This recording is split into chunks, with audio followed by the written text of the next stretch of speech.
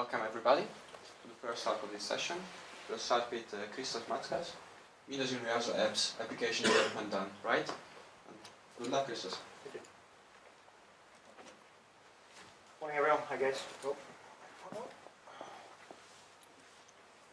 Okay, morning everyone, thanks for coming on this such a lovely day. My name is Christoph Matzkas, as Daniel said. I am a software developer. I am the founder of Software Lounge and co-founder of Tiny, two different companies that allow me to work on a lot of different things, from mobile apps to server-side code and all the way back up to web applications, which is quite exciting and allows me to work on a lot of different things. I'm a developer and a major geek. I do a lot of coding. I spend a lot of time online doing research and anything that has to do with technology I love.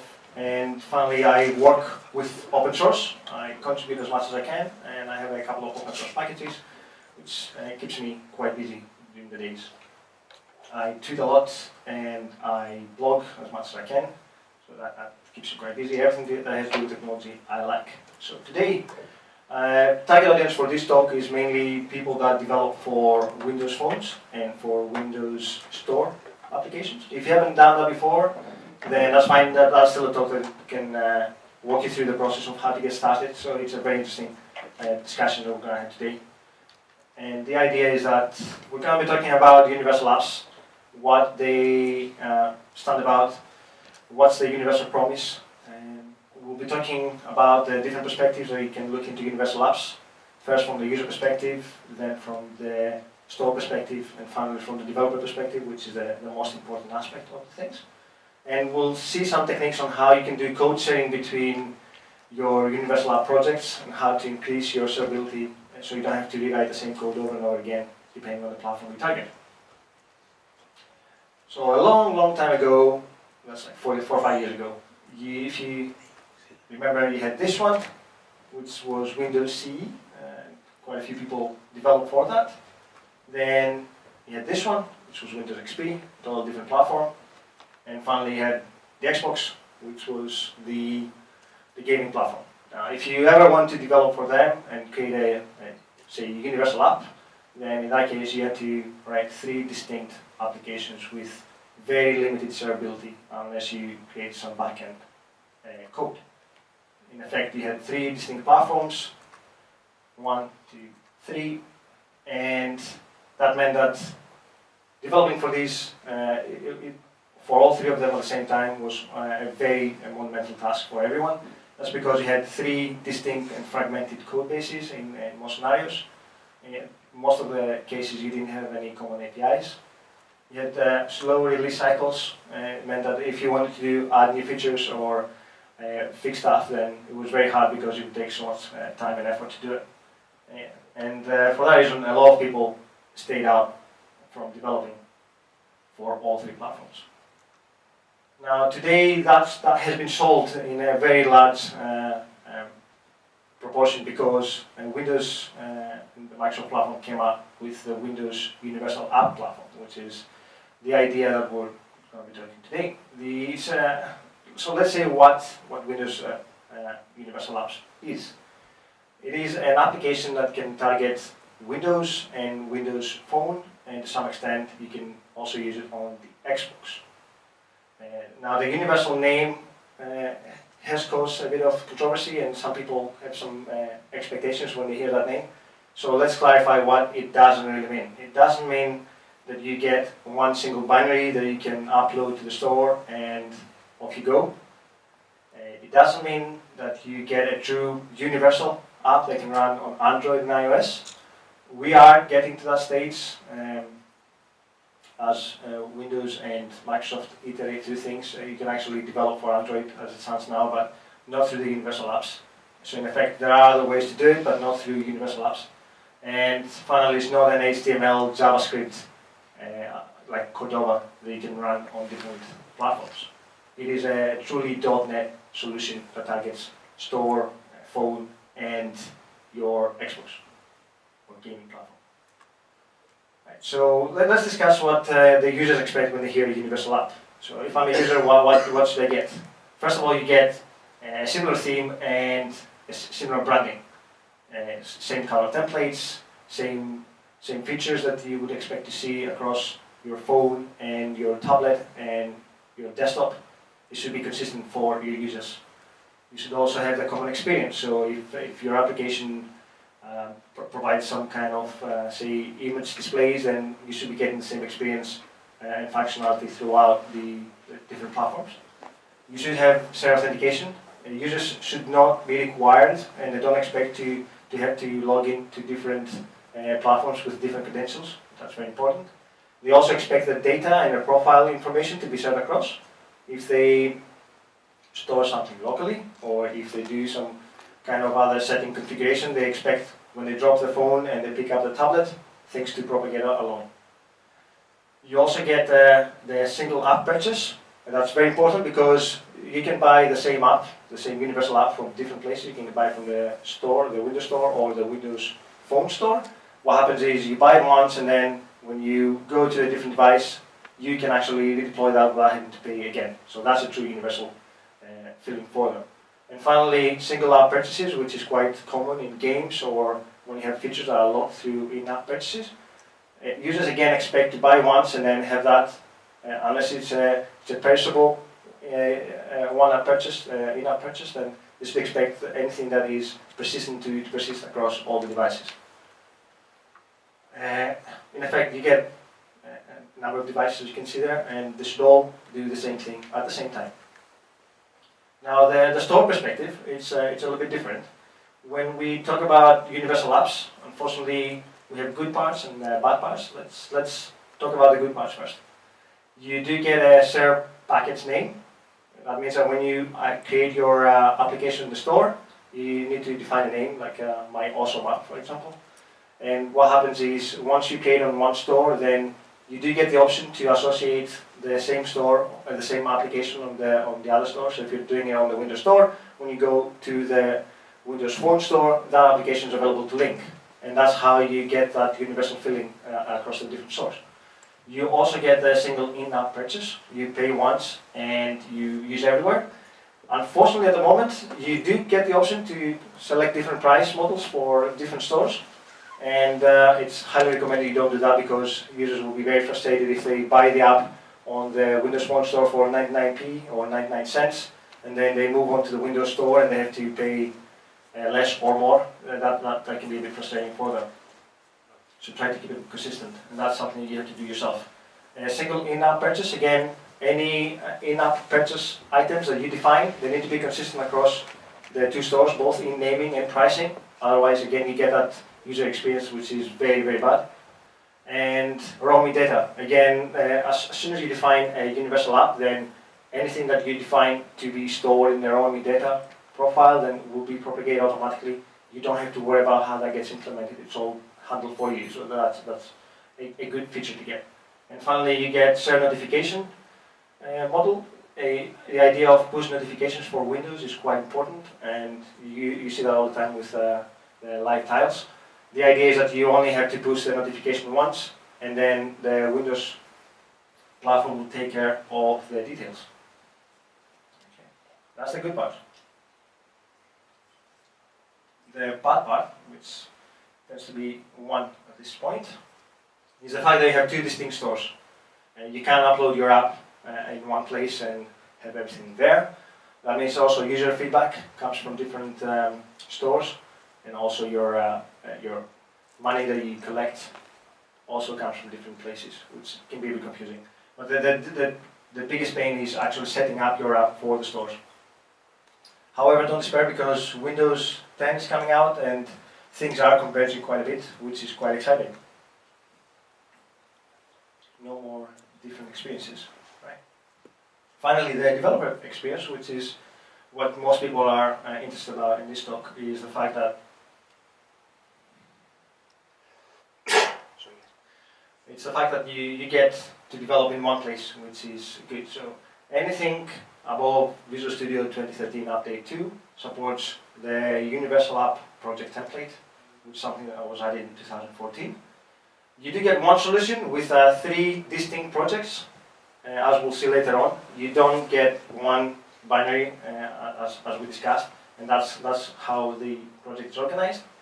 When you do updates in one place, they get fixed across your whole app. Now that's not truly that's not really truly the case, because if you're doing UI specific changes to your Windows Store or your Windows Phone, it won't get propagated across. But any bug fixes to your SER project then automatically gets fixed across the board, which is the whole point of using a SER project. You do need to tailor your UI.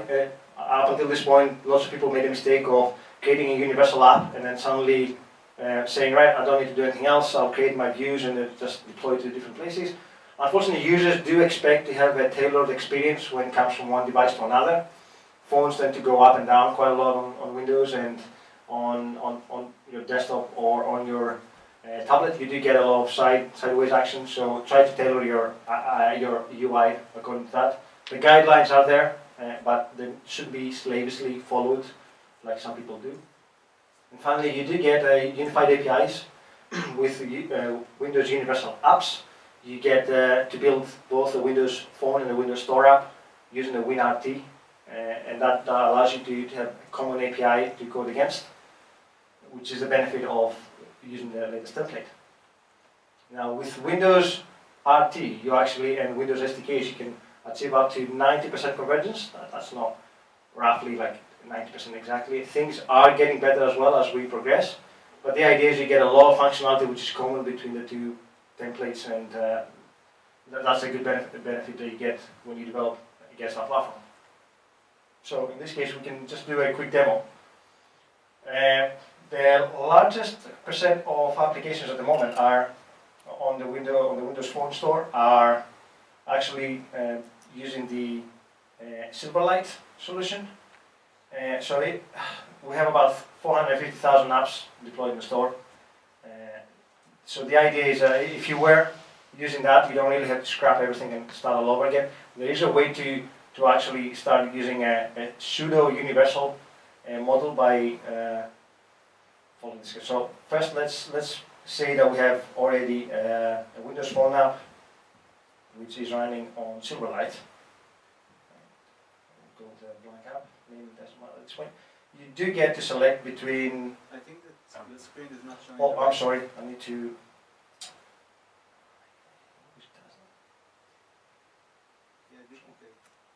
Yeah, thank you.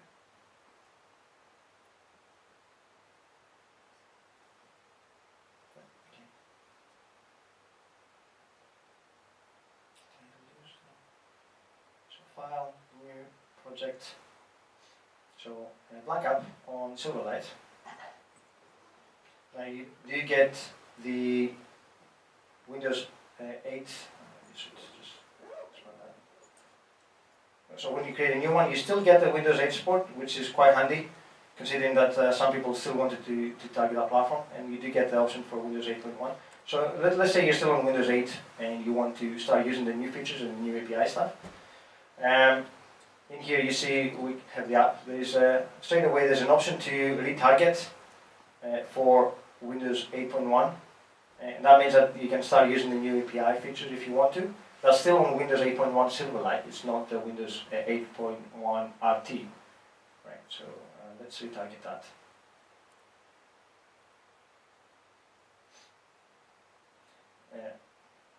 Advice here: if you're not using source control, make sure you back it up. But at this stage, everybody should be using source control. So there are cases where when the upgrade goes through and the upgrade path is not really clear, then you might get some error messages. So at that point, we already have a Windows 8.1 Silverlight.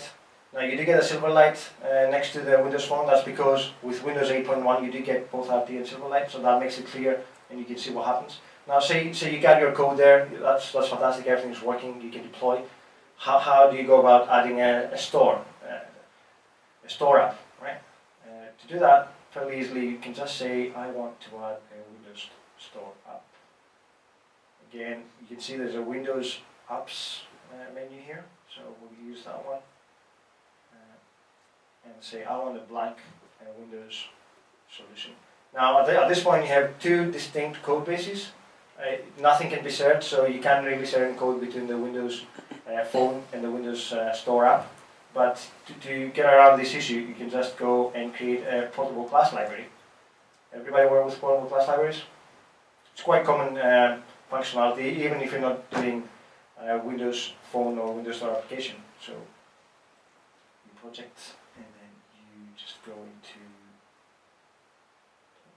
and say, I want a class library. Now this class library has been extended to include the WinRT functionality. So if you want to put stuff in there, it does support the latest API for Windows 8.1.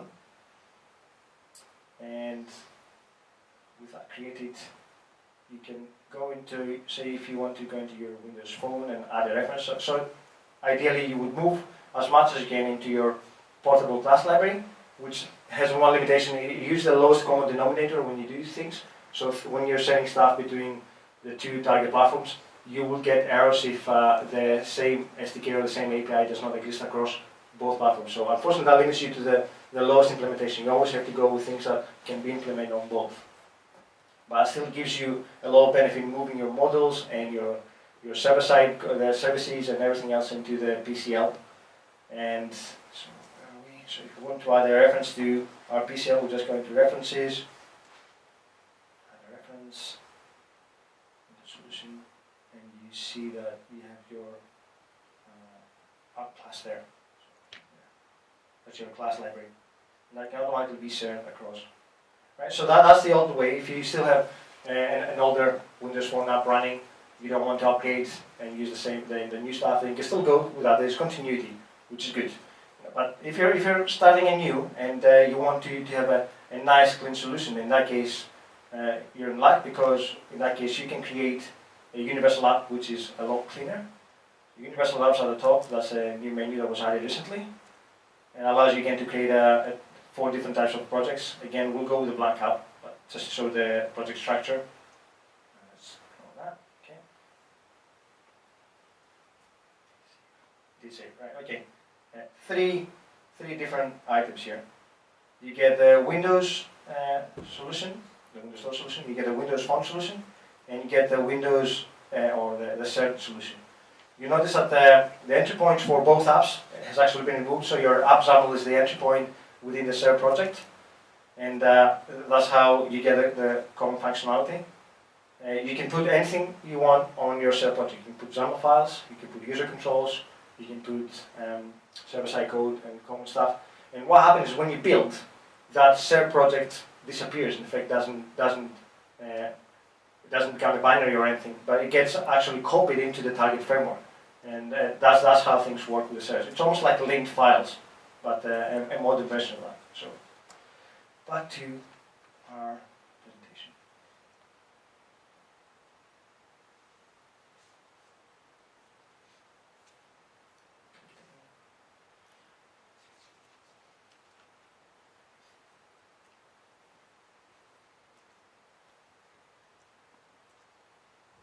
Okay. Now, how do you go about solving problem-specific problems about platform-specific issues? There are 4 ways you can do that. First, you can use directives. So you can say conditional directives. So you can say, if Windows Phone do something in my code, and that's within the SERP project, right? And you can say, if Windows app, then do something else. In that effect, you can segregate your code and only execute the pass that you want based on your conditional build. The other option is to use partial classes. Again, you can put as much code as you want within your SERP project. And when it comes to platform-specific implementation, because there are differences in certain APIs, for example, there is the status bar on Windows Phone that doesn't exist on the Windows Store app. In effect, if you get that, it will come with squiggly red underline saying, I don't recognize that class. So you can move that into your partial class within the target platform. And then you can also move stuff that makes sense to your UI within the partial class again. The other option is to use inheritance. So you can have a base class that is on the SERP project, and you can have the classes within the specific target platform to inherit and provide the specific functionality. And finally, you can also use dependency injection. So things like services or file interactions or things that are not really common between the two platforms can be shared in that way. So you code against your interfaces within the shared project, and when it comes to implement the concrete feature of the service or the interface, you just do it within your target platform. Types of sharing. In the old days, we had link files. So you would create your files within your share or your PCL or your any class, and then you would link into the target platform, and that works fine because just again you still edit in one place. Unfortunately, that's not platform aware, so you need to make sure that you code the right way for that. Then you had the crazy linking way where you could code everything in one platform. So say choose the Windows Store, you code everything there, and then you link your files into the target Windows Phone platform. Now that becomes almost like a maintenance shell when your project starts to balloon and get a lot more classes in there. Not recommended, but that's something that people can choose to do if they want to.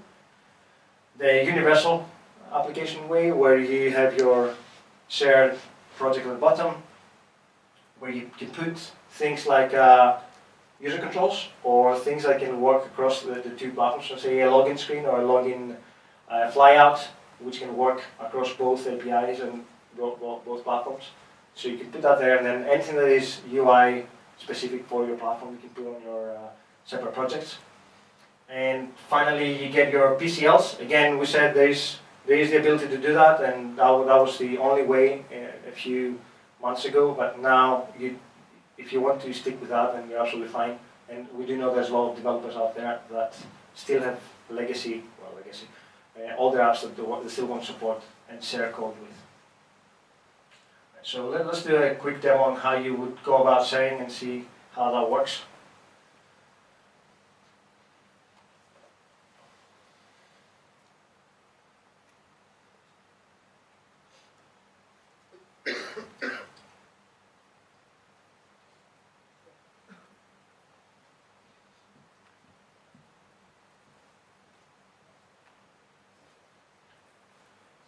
So first we talked about conditions, so let me see.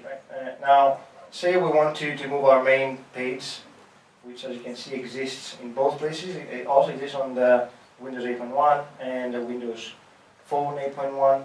We want to move that into the share code. So to do that, you can just copy one of them there. Now if you try to build, you'll notice that what happens is it tries to copy the main page.xaml into both target frameworks, and you end up with mistakes saying, oh, I have a duplicate file there. So to solve that, we just delete it on the phone.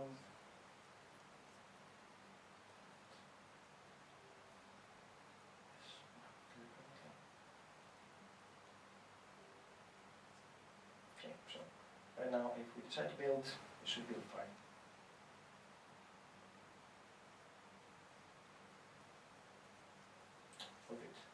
Now, one thing I haven't shown you yet is the fact that Visual Studio is quite context aware of what you are doing when it comes to coding. At the top over here, you have the option to choose within the same window or the same class or the same view. You can choose which context you want to work against.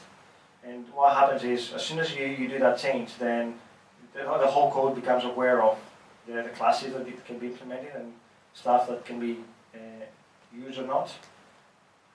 So say if we didn't use the conditional, let me just comment out for a second.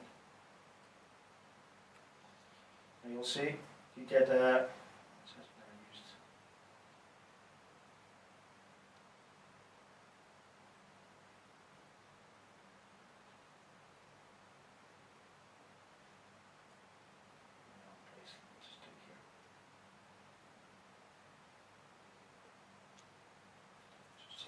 to use the status.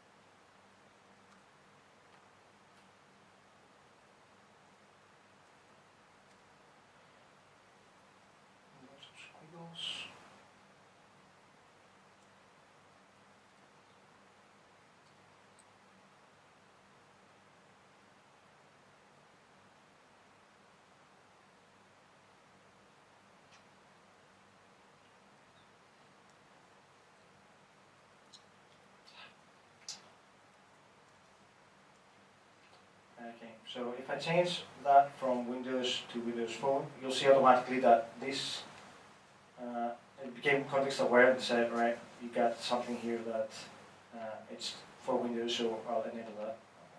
So also, I need to create a constructor.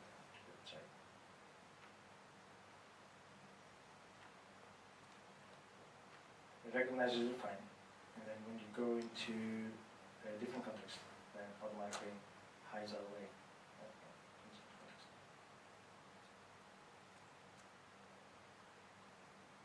So it grays out.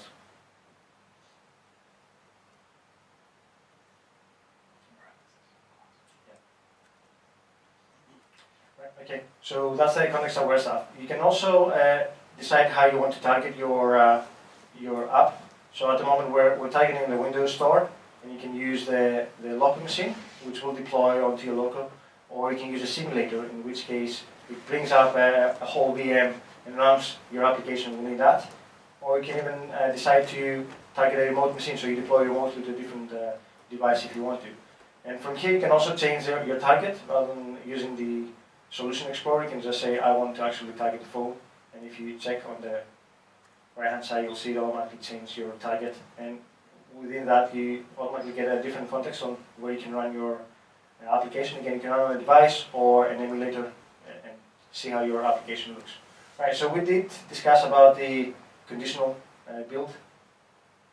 So as you can see here, we have an if Windows app, then do something, and then if it's not a Windows Phone, then don't do anything because I don't know what to do with the status bar. Right, so the next sharing feature that we saw was the ability to do partial classes, and that's also quite common as a functionality. So if we go into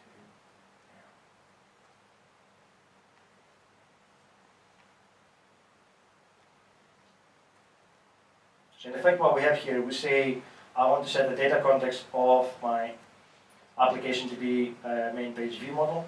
We're not going to go through the process of creating a MVVM framework just now, but I'll just put a parser class within the same class. It's good practice, as you know. And in here we say I want to have a print and a read. Now if we want to extend that and say, right, how about we hide the status bar for that? Again, what you would do is you would go about and create a class within your target framework. And that's it. Class.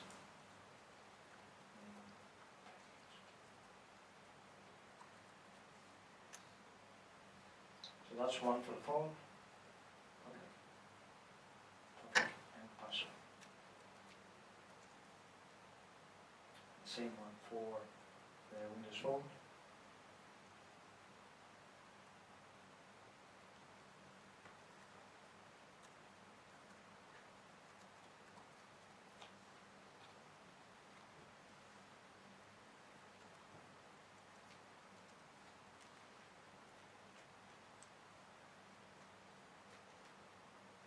Maybe finding the same.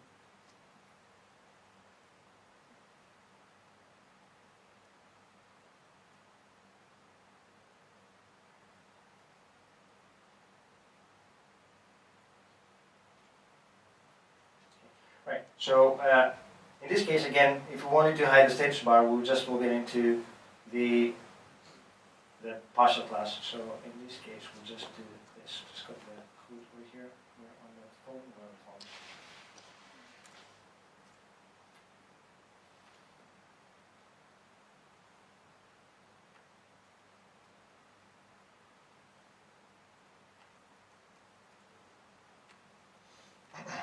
We build that.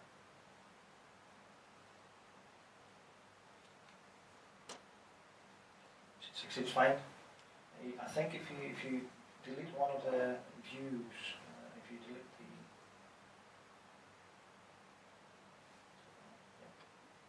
if you delete on the Windows Store, it won't complain. Yeah. So it will just copy what you have on your share, and it will be totally oblivious about the underlying implementation.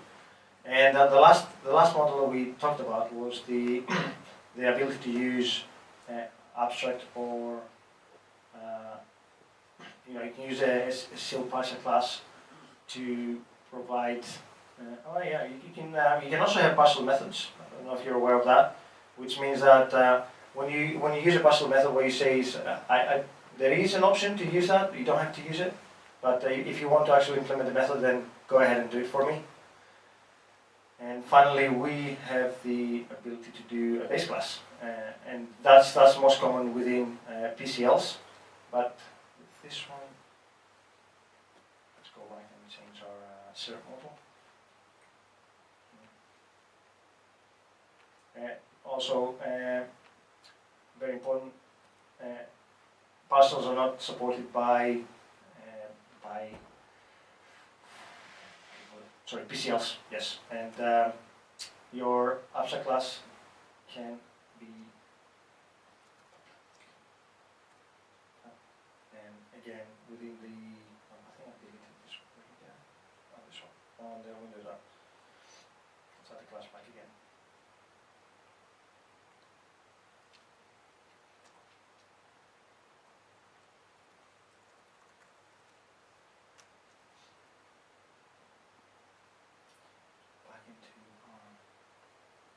Shared. That's a base now, so you can see that we are using a base, but your data context actually uses the derived class, and the code is actually happy because it knows that there is an equivalent on your target platform. Again, here, if you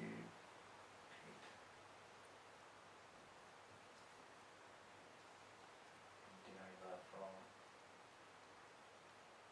our base class. Good. We're in Windows Phone, and I want to be on the Windows Phone. Yeah, that's correct.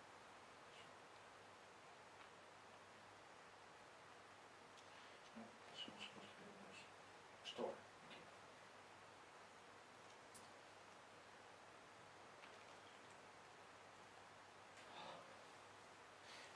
Copy paste.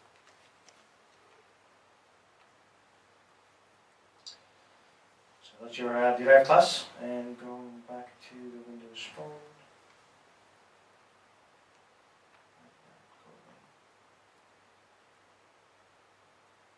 Windows Phone is here.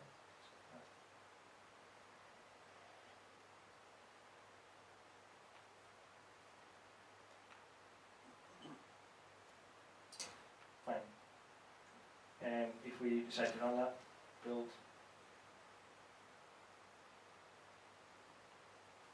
Again, this is a blank app. It won't really show anything, but at least you can see that everything can run, and it's quite easy to start adding on top of that, having the foundation of how to share your code.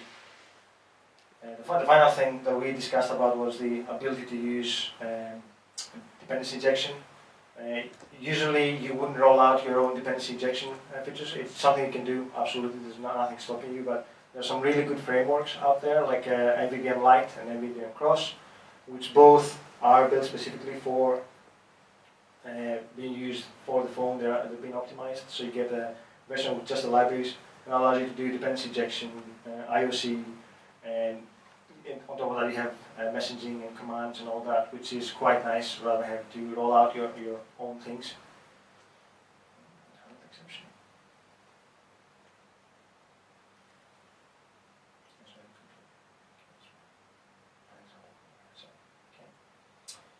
So next, what do we have next?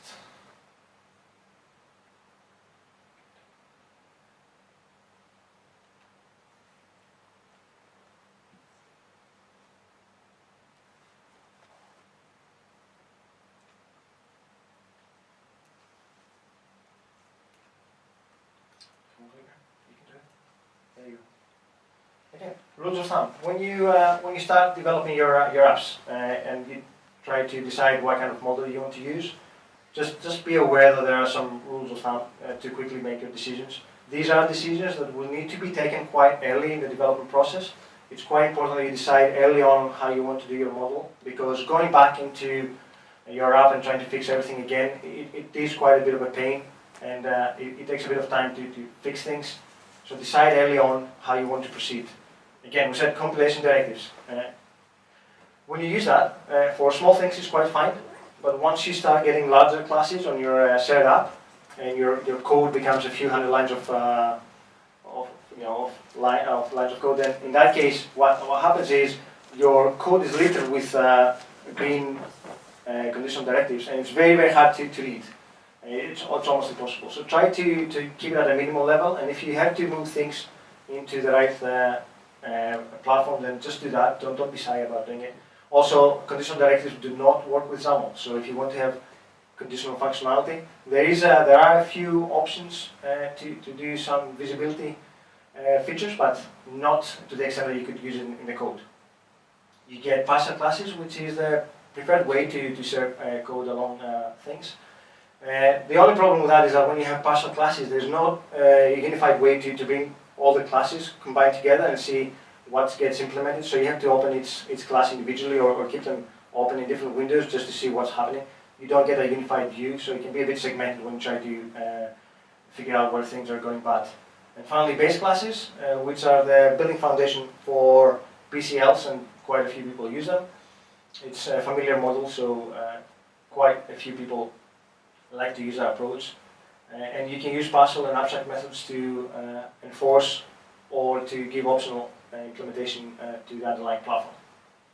And then again, as I said, if you the last option, which was the MVVM, try not to allow your own stuff. So what about XAML? How can we share XAML? We've already seen how you can share the code. How do you share the UI stuff? The first option is to, which is the ideal nirvana, move everything into the share project and have the tail or the head, which is the underlying target, copy everything across and work fine. Unfortunately, it is very, very hard to achieve that, and you will have to jump through a lot of hoops to manage to get everything, especially UI specific, into the share project. I would probably stay away from that because it's hard and it will take a lot of time to do. The second option is to use, again, keep your views within the share, but use styles within its underlying platform to change the look and feel, say a text box or a stack panel, how you want it to look using styles. Again, that's quite nice to do, but eventually you have a lot of styles going into each platform. It's very hard to keep track. Similar way to the parcels where you have to keep everything organized, and that's quite hard to do with Visual Studio at this point. And finally, you do have the device-specific things. So you do have your, say, login page, which is quite common between the two. You have a common flyout that's supported by both platforms. You put it there, and then anything that is device-specific, you try just to move it up to your target platform. And that's the approach I like to take as well. And if you also leverage the ability of MVVM, then you end up with some really thin views that only take care of the presentation layer, and then everything else is handled by your share code, which is quite nice.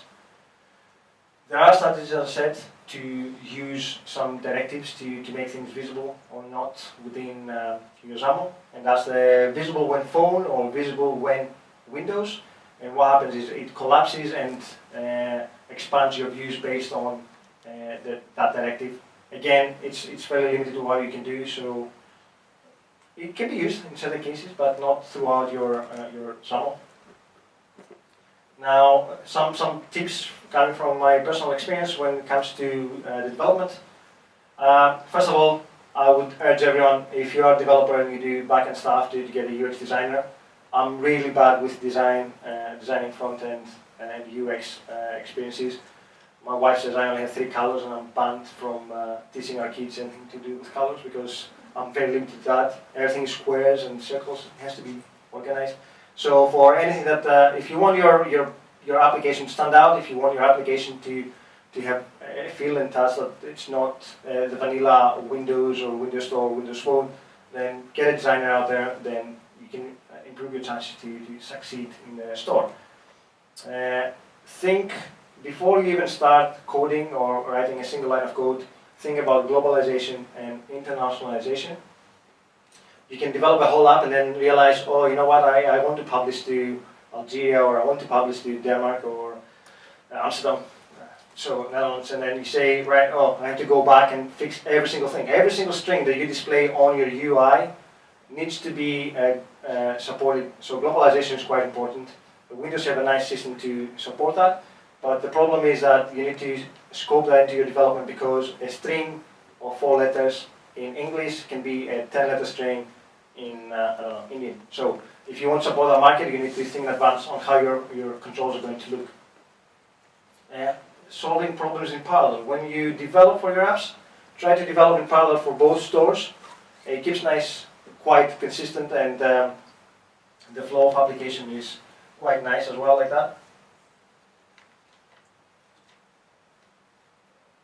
I find it quite handy to see the results of my code on both platforms, rather than going through the whole Windows Phone implementation, then having to go back and do the Windows Store. Almost makes it boring to go back and do the same things. And finally, do not over-engineer. I know a lot of people try to take advantage of the universal apps and say, right, I'm going to put everything into the SERP project, and they force themselves to jump through 20 hoops just to manage to get as much information as they can into, especially the view stuff, into the SERP project. And what you end up with is an over-engineered solution, which in effect you could have solved by saying, right, I can move my UI stuff, I don't want to care too much about it, into my platform-specific project, and that will save you a lot of pain. And before we move on, I would really like to mention quickly about Windows 10. Now, they were announced in 2014, and just this week there was the World Mobile Conference in Spain, where they did quite a few demos of the new Windows 10 UI and Windows 10 APIs. We are getting one Windows 10 now. Everything will be unified. There's no store or phone or anything to worry. Applications will run from the smaller devices, which starts down the phone, or actually they do have the watch now. It's like so you go all the way from the watch all the way down to Xbox and back. Even the Surface Hub, which is a massive screen that you can work with. They will all be running the same version of Windows, which means an excellent opportunity to start working with Windows Universal Apps. There are quite a few API changes, so things that you have right now will not guarantee to work on once they get upgraded. However, the idea is that if you are using the Universal project today, the upgrade path will be much easier rather than sticking with Windows 8 APIs. A lot of new controls have been announced, like the responsive controls that take care automatically the UI presentation layer by responding to the screen sizes, which is fantastic. However, they left quite a few things open to developer interpretation and implementation, like the hamburger menu, which is so ubiquitous in Android. It's now coming to Windows 10, which is fantastic, but it's not supported. It's not a built-in control. You actually have to implement it yourself, which is a bummer, considering that everything else in Windows 10 does use that. But I am quite confident that once we get to Windows 10, things will become a lot easier. You do get a unified store as well eventually, that's been promised for such a long time. And that's me. If you guys have any questions, then I'll be more than happy to take them. And the best questions get a Pluralsight subscription for a month. So, fire on. Yes. In your experience, what is the most common mistake that people do when they start out doing a professional app like this for this type of systems? Are you talking about individual developers or companies that work with? More like companies in the design phase, stuff like that. Two very, very big issues that we didn't touch on this one. The first one is globalization and internationalization. They want to push the app as quickly as they can into the market, so what they end up with is an English version, and then they have to spend so many hours trying to make the same app work nicely or in the same way for different languages. And as I said, you do get that feature where your button looks really odd when your string is like all the way out. And the second issue is security. We didn't touch on that because it's not really an issue you need to cover. However, security is very, very important, especially when you talk to backend services. Windows, fortunately, do force you to go down the HTTPS and SSL route, not like Android or iOS. I'm not bashing them, but it's very, very important to think about how your data is stored.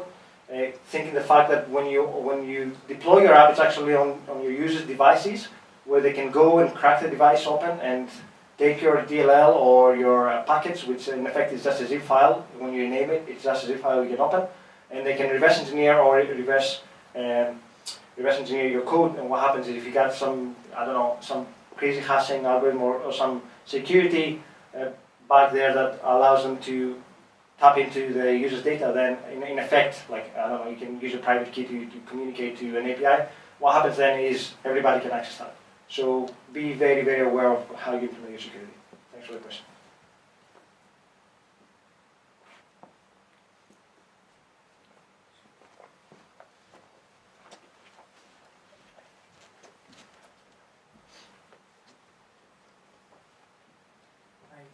My question is more about the competition with Android and iOS.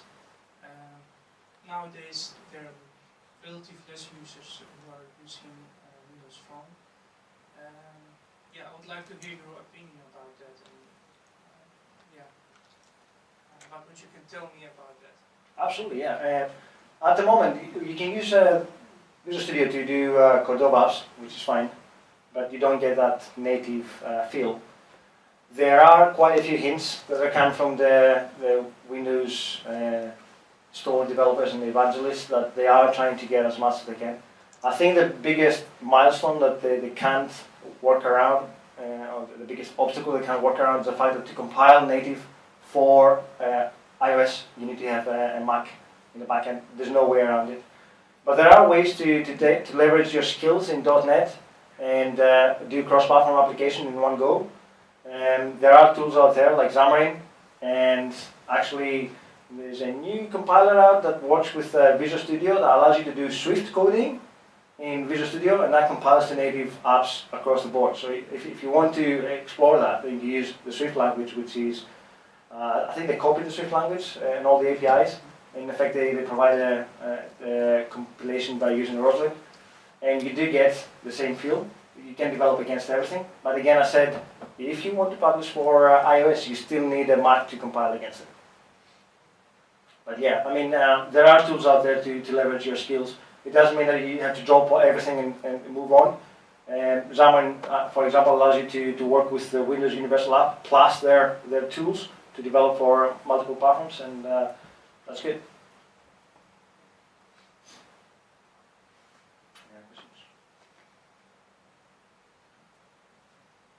Okay, thank you, Chris, for your presentation. Oh, There's a question over there. next one.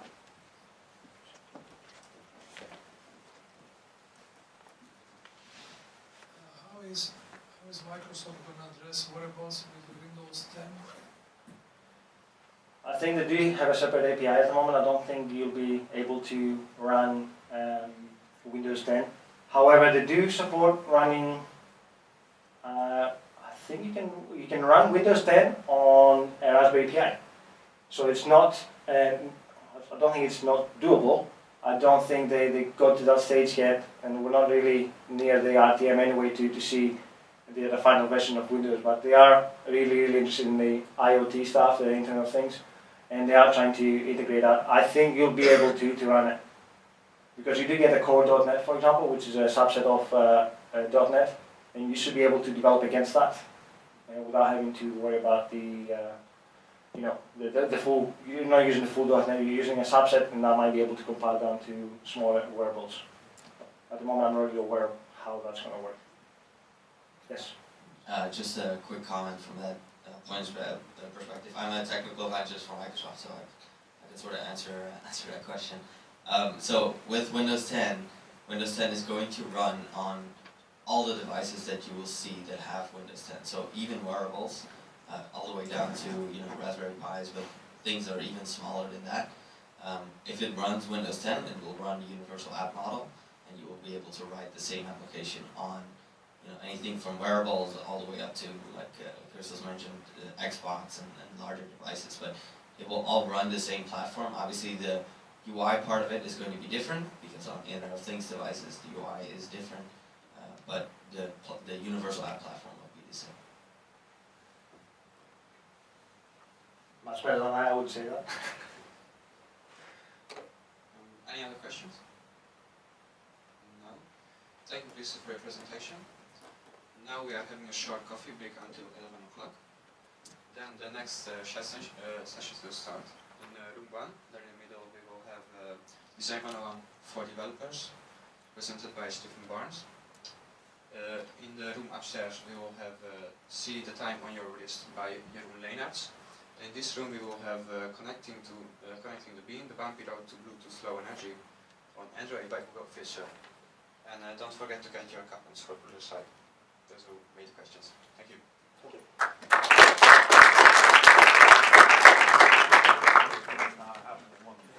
All year.